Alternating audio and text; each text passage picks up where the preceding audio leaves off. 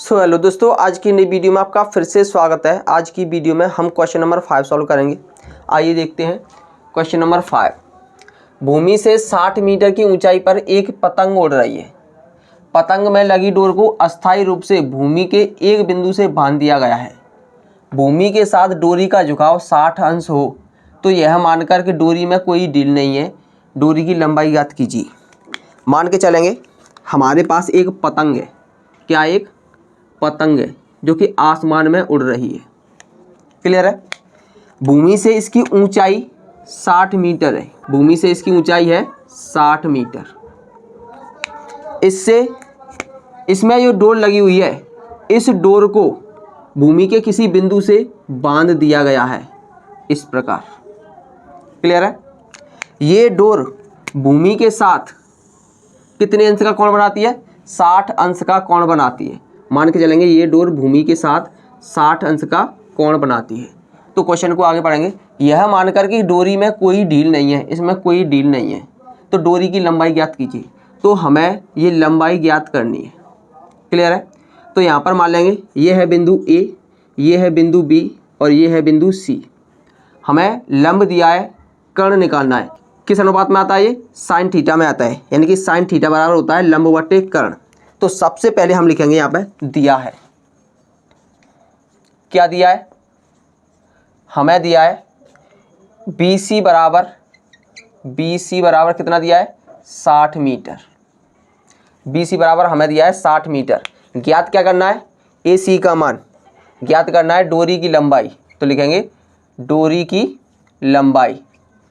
डोरी की लंबाई हमें ज्ञात करनी है और डोरी की लंबाई कितनी है? AC। ये हमें ज्ञात करनी है। तो सबसे पहले लिखेंगे त्रिभुज ABC में, त्रिभुज ABC में। क्लियर है? किस एंगल में आता है ये, यानी कि किस अनुपात में आता है? साइन थीटा में आता है लंब और कर्ण, क्योंकि लंब हमें दिया है, कर्ण निकालना है। तो यहाँ पर लिखेंगे साइन थीटा बराबर क्या होता है? लंब बटे कर्ण। लंब कितना है यहाँ पर? BC। तो यहाँ पर लिखेंगे BC बटे कर्ण कितना है? AC। और कोण कितना दिया गया है? 60 अंश। तो यहाँ पर लिखेंगे साइन 60 इक्वल टू BC का मान कितना है? BC का मान दिया है 60 मीटर और AC हमें ज्ञात करनी है। क्लियर है? तो ये हो जाएगा, साइन 60 की वैल्यू रखेंगे, कितनी होती है? √3/2 इक्वल टू 60 बटे AC। इसका हम क्रॉस मल्टीप्लाई कर देंगे तो ये हो जाएगा √3AC इक्वल टू 2 का 60 में मल्टीप्लाई करेंगे तो कितना हो जाएगा? 120। अगर हम AC की लंबाई निकालें तो ये हो जाएगा 120 बटे √3। तो √3 का ऊपर नीचे मल्टीप्लाई कर देंगे तो ये हो जाएगा 120 √3 और √3 का √3 में मल्टीप्लाई करेंगे तो कितना हो जाएगा? 3। यहाँ पर हम 3 से इसको काट देंगे, 40 बार कट जाएगा, तो आंसर आ जाएगा 40 √3 मीटर। इसका मतलब ये है कि जो डोर है हमारी AC, इसकी जो लंबाई है वो कितनी है? 40 √3 मीटर होगी और यही हमारा आंसर हो जाएगा। तो यहाँ पर हम लिख सकते हैं डोरी की लंबाई 40 √3 मीटर होगी।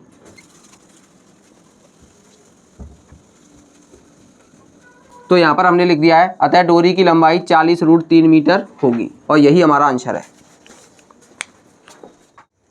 नेक्स्ट क्वेश्चन है, आइए देखते हैं इसको कैसे सॉल्व करेंगे। क्वेश्चन नंबर 6 दिया गया है। 1.5 मीटर लंबा एक लड़का 30 मीटर ऊंचे एक भवन से कुछ दूरी पर खड़ा है। जब वह ऊंचे भवन की ओर जाता है तब उसकी आंख से भवन के शिखर का उन्नयन कोण 30 अंश से 60 अंश हो जाता है। तब बताइए कि वह भवन की ओर कितनी दूरी चलकर गया है। तो मान के चलेंगे, माना हमारे पास एक लड़का है जिसकी ऊंचाई कितनी है? 1.5 मीटर है। क्लियर है? यह एक भवन की ओर देखता है, उसकी ऊंचाई 30 मीटर है। कितनी है? 30 मीटर ऊंचा एक भवन है। तो सबसे पहले हम इससे इसको मिला देंगे और इससे इसको मिला देंगे। क्लियर है? जब यह भवन की ओर देखता है तब इसकी आंख पर एक कोण बनता है इसके शीर्ष से, कितना? 30 डिग्री का। तो यह भवन की ओर आगे बढ़ता है तो ये कोण 30 से 60 हो जाता है। कितना हो जाता है? 60 हो जाता है। मान के चलेंगे ये लड़का यहाँ से चलकर यहाँ तक पहुँच गया, तो ये कोण यहाँ पर कितने अंश का हो जाता है? 60 अंश का हो जाता है। तो ये बताना है कि ये भवन की ओर कितनी दूरी चलकर गया, इसको मान लेंगे हम x मीटर। क्लियर है? तो ये हम जानते हैं कि इस भवन की टोटल ऊंचाई कितनी है? 30 मीटर है। और ये भी जानते हैं ये ऊंचाई कितनी है? 1.5 मीटर है, क्योंकि ये 1.5 मीटर है, ये भी 1.5 मीटर की ऊंचाई होगी, तो ये भी 1.5 मीटर की ही ऊंचाई होगी। अब हमें पता लगाना है कि ये ऊंचाई कितनी है। अगर हम टोटल ऊंचाई यानी कि 30 मीटर ऊंचाई में से 1.5 मीटर माइनस कर दें, 30 मीटर ऊंचाई में से 1.5 मीटर माइनस कर दें तो कितना बचेगा? 28.5 मीटर बचेगा। इसका मतलब ये है कि जो हमारी शेष भवन की ऊंचाई है वो होगी 28.5 मीटर। अब इसकी नंबरिंग कर देंगे। नंबरिंग में ये हो जाएगा A, ये हो जाएगा B, ये हो जाएगा C और ये हो जाएगा D, E, F और G। क्लियर है? तो यहाँ पर सबसे पहले हम लिखेंगे दिया है। हमें दिया क्या है? दिया है, हमें दिया है भवन की ऊंचाई। भवन की ऊंचाई दी है, कितनी दी गई है? भवन की ऊंचाई दी गई है 30 मीटर। क्लियर है? और लड़के की ऊंचाई, लड़के की ऊंचाई, लड़के की ऊंचाई दी गई है हमारी 1.5 मीटर। क्लियर है? तो यहाँ पर हमें निकालना क्या है? हमें निकालना है कि ये कितनी दूरी चलकर गया है। तो इसको तो हम मान लेंगे x मीटर और इसको मान लेंगे y मीटर। अगर ये x और y है तो ये भी x और y मीटर ही होंगे। क्लियर है? तो यहाँ पर हम सबसे पहले त्रिभुज ABC में देखेंगे। तो यहाँ पर लिखेंगे त्रिभुज ABC में, त्रिभुज ABC में tan थीटा बराबर, tan थीटा बराबर क्या होता है? tan थीटा बराबर होता है लंब बटे आधार। लंब कितना है? AC, आधार कितना है? BC। तो यहाँ पर लिखेंगे AC अपॉन BC। सबसे पहले हम कोण देखेंगे। कोण कितने अंश का है? यहाँ पर 30 अंश का। तो यहाँ पर लिखेंगे tan 30 इक्वल टू AC का मान देखेंगे। AC का मान कितना है? AC का मान है 28.5 मीटर, क्योंकि यहाँ से हमने 1.5 को माइनस कर दिया है तो कितना बचा? 28.5 मीटर बचा। तो यहाँ पर लिखेंगे 28.5 मीटर अपॉन BC कितना है? BC इसको मान लिया हमने x प्लस वाई, तो यहाँ पर लिख देंगे हम x प्लस वाई। क्लियर है? अब क्योंकि हम जानते हैं कि tan 30 का मान कितना होता है? 1/√3 equal to 28.5 upon x plus Y. अगर हम इसका क्रॉस मल्टीप्लाई कर दें तो ये हो जाएगा x plus Y equal to 28.5√3। Clear है? इसको मान लेंगे हम समीकरण फर्स्ट। अब हम त्रिभुज ADC में देखेंगे। तो यहाँ पर लिखेंगे त्रिभुज ADC में, त्रिभुज ADC में यहाँ पर भी हम tan थीटा लेंगे। क्या लेंगे? tan theta. तो लिखेंगे tan थीटा इक्वल टू क्या होता है? लंब बटे आधार। लंब कितना है यहाँ पर? AC, आधार कितना है? DC। तो लिखेंगे AC अपॉन DC। क्लियर है? tan थीटा का मान देखेंगे। थीटा कितना है? 60 अंश। तो यहाँ पर लिखेंगे tan 60 इक्वल टू AC का मान कितना है? AC का मान है 28.5। तो यहाँ पर लिखेंगे 28.5 बटे DC का मान कितना है? DC का मान है y मीटर। तो यहाँ पर हम y लिख देंगे।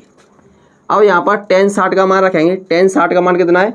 tan 60 का मान होता है √3 इक्वल टू 28.5 अपॉन y। अगर हम यहाँ पर y का मान निकालें तो इसमें मल्टीप्लाई करना पड़ेगा, तो ये हो जाएगा √3y इक्वल टू 28.5। अगर हम y का मान निकालेंगे तो √3 से भाग देना पड़ेगा, तो ये हो जाएगा 28.5 अपॉन √3। क्लियर है? ये हो गया हमारा y का मान। अगर हम y का मान समीकरण फर्स्ट में रख दें तो हमें x का मान भी प्राप्त हो जाएगा।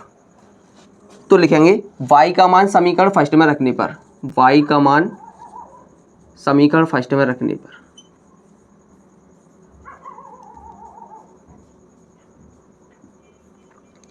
अगर हम y का मान समीकरण फर्स्ट में रखेंगे तो ये हो जाएगा x अपनी जगह पर रहेगा, y की जगह पर हम ये मान रखेंगे 28.5 बटे √3 इक्वल टू कितना दिया है 28.5 √3, लिखेंगे 28.5 √3। इसको अगर हम उधर ले जाएं तो ये हो जाएगा x इक्वल टू 28.5, ये उधर जाएगा तो माइनस का हो जाएगा, क्लियर है। तो ये हो जाएगा 28.5 अपॉन √3। आगे सॉल्व करेंगे तो x इक्वल टू यहाँ से हम 28.5 कॉमन ले लेंगे तो ये हो जाएगा 28.5 कॉमन लेने पर अंदर बचेगा √3 माइनस 1 अपॉन √3, क्लियर है। आगे सॉल्व करेंगे तो ये हो जाएगा 28.5 √3 का √3 में मल्टीप्लाई करेंगे तो कितना हो जाएगा 3 माइनस 1 अपॉन √3, क्लियर है। आगे सॉल्व करेंगे तो ये हो जाएगा x इक्वल टू 28.5, 3 में से 1 गया तो कितने बचेंगे 2 अपॉन √3। अगर इन दोनों का मल्टीप्लाई कर दिया तो ये हो जाएगा 57.0 बटे √3, और √3 का अगर हम ऊपर नीचे मल्टीप्लाई कर दें तो ये हो जाएगा 57 √3 बटे 3 से इसको 19 बार कैंसिल कर देंगे तो ये हो जाएगा 19 √3 मीटर। इसका मतलब ये है कि x का मान कितना आ गया 19 √3 मीटर आ गया, यानी कि ये लड़का 19 √3 मीटर चल के आगे गया, तब ये कोण 30 अंश से 60 अंश हो गया, और यही हमारा आंसर हो जाएगा।